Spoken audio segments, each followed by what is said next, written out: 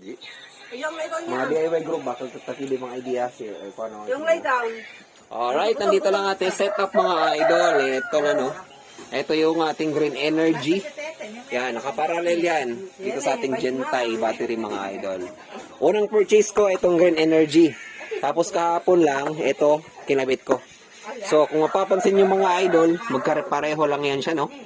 Ang duda ko nito, ewan ko lang kung same yung laman. Pero ang pagkakaalam ko, itong green energy at itong lagayan ng Gentile, same lang. Magkapareho lang sila ng handle, lahat magkapareho lang yan.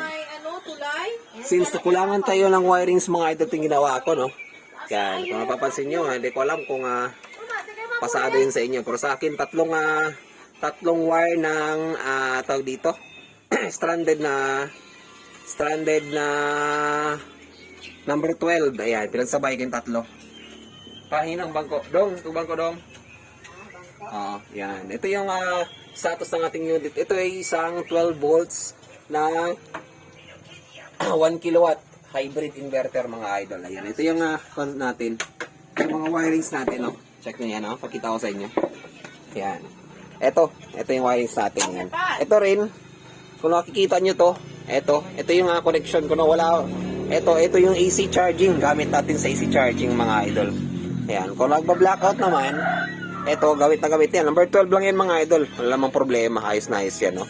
DC yan, ha? Wala lang kasi akong AC. Wala lang akong AC breaker. Yan. 20 amps na DC breaker ginamit ko. So far, so good naman. Wala namang problema, no? Kahit AC siya, pero since breaker naman, wala, okay lang gumagana lang maayos. Yan. Then, ito yung gamit ko. Yan. Ito yung PV wire na twin core. Tapos, since wala na akong extra wire, yan. Itong twin core na to, ginawa ko rin connection papuntang inverter, no? Yan. Since may built-in na AC 240 amps, so yun, yun ang ginawa ko na. And yung, ito na. So, yung battery natin, ayan, nakaparallel siya. Tapos yung parallel niyan, ito, ginawa natin. Ito yung dulo. So, tatlo din yan. Ito, tatlo din yan pinagsabay ko. Yan. Since wala tayo ibang wire na, medyo kulang tayo sa budget. Yan. Walang problema, gagana yan, ha. And ito naman sa ating output, ito yung solar, no? Solar na 20 amps na breaker. Ito yung 40 amps natin, mga idol. Yan. 40 amps yan. As ang ginawa ko dyan mga idol, ito, twin core pa rin gamit ko mga idol. Ayan, kinunin ko lang dito. Twin core yan. Yan, naka-twin core yan. Baka sabihin nyo hindi po pwede. Gagana yan. Walang problema yan. Tapos ito naman, yan. Ito na, breaker. Yan. Twin core na wire ng PB ang gamit natin dito sa ating AC na output. Yan. Tapos, gumamit tayo ng 20 amps na DC breaker. Kahit AC yan, pero gagana yan. Alam ko gagana yan, idol yan. Check nyo yan. Ginagamit ko lang itong mga idol kung walang araw. Pero ngayon, kahit makulimlim, nagcha-charge siya. Kung mapapansin nyo yan, yan. Meron tayong 39.2 na harvest. Yan. So, charging siya mga idol. Ayan o.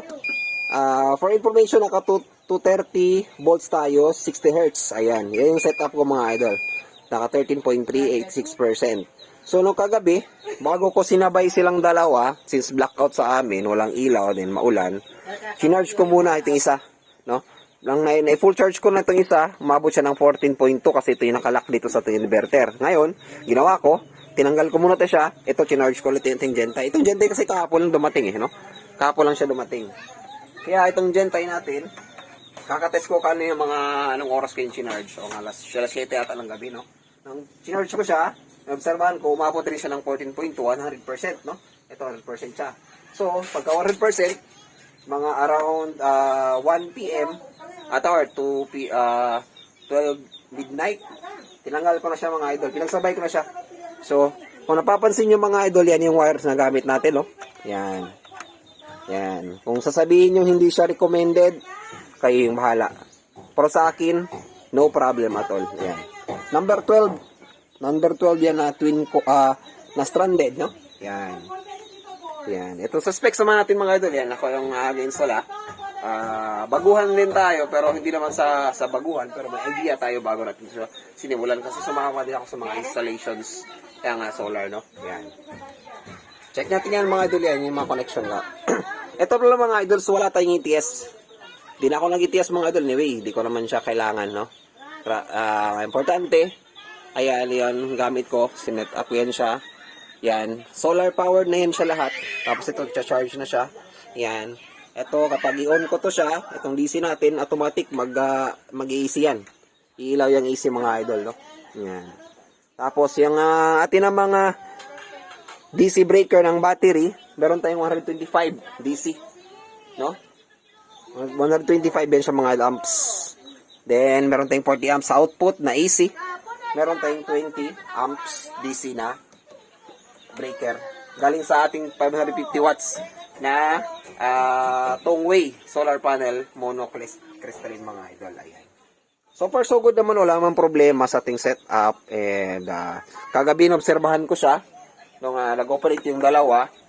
Nasa 1 PM ata yun. 1 AM na. Nung nag 1 AM, nasa 86%. Kinabukasan ng umaga, around 7, nasa 83% pa siya. So, hindi lang ako sure kung ang setup neto natin is maayos kasi sinetup po siya is nasa 14.2 yung floating at saka kanya nasa 14.2 na siya. So, yun na yung so far so good, wala namang problema. Yan kuha din siya, green energy battery at Gentile na battery mga idol. Ayan. Kung mapapansin niyo naman, di ba? Kitang-kita niyo naman mga idol yan, no? Same, halos same lang sila. Ayan, same lang yan sila ng kanilang tawag dito, QR.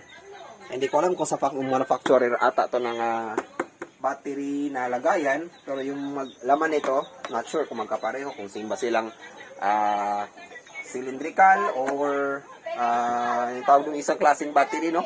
Basta naka 100 Ah, pareha sila. Ngayon, since parallel to, meron tayong 12.8 volts, 200 Ah in total. Yan. Target kasi natin is 24 hours operating, no? Then kapag walang ilaw, easy charging tayo mga idol yan. Since ngayon makulimlim, kahit makulimlim, nag-charge pa naman. Yan. Yan, nasa 45 volts. Naka 40.8 yung harvest natin, no? Okay na. Mataas na. 39.4, ayan. So, meron tayong harvest na 82 watts. Yan. Yan. Okay, naka 230 volts. So, yan lang mga idol, no? Sa gustong sundan ng ating setup. Yan, ito yung mga wirings natin na gamit. Pwede kang gumamit ng stranded. Triple lock nyo lang. Tapos, yan, stranded na wire. Yan, dugtong nyo. Tapos, kung wala kayong extra wire na pang output, yung twin core, pwede nyo gamitin. Yan, pwede yan. Ito, naka twin core yan. So, gamit ko na to around 5 days. Ngayon, wala namang problema. Maayos na maayos yung harvest, maayos yung charging. So, hanggang lang mga idol Yan, sa hindi pa nakapalo, naka-subscribe sa ating channel, subscribe nyo natin mga idol, at observe natin tong ating load test, no? Yan, siguro after a month, mag-update ako ulit sa ating solar, no? Yan. So far so good, wala namang problema. Maayos na maayos. So hanggang dito lang mga idol, no? Ayan. Sa mga gusto magbalak na mag-build ng solar or kung sino yung gusto magpalagay, ayan. Recommended mga idol, meron kung kaya nyo namang i-purchase itong dalawang battery, diretso na kayo sa 24 volts series, no? Yung dalawang 100 lang medyo masakit sa bulsa to kapag pagsabay nyo. Pero kung naman tingin nyo na yung load ninyo ay hindi naman masyadong kabigatan, pwede. 12 volts muna, no? Isang 12 volts na 100 tapos dagdagan nyo na lang. Same sa akin ginawa ko. So, yan mga idol, no? Yan. Thank you for watching and hopefully mag-subscribe kayo sa ating YouTube channel mga idol. Peace out.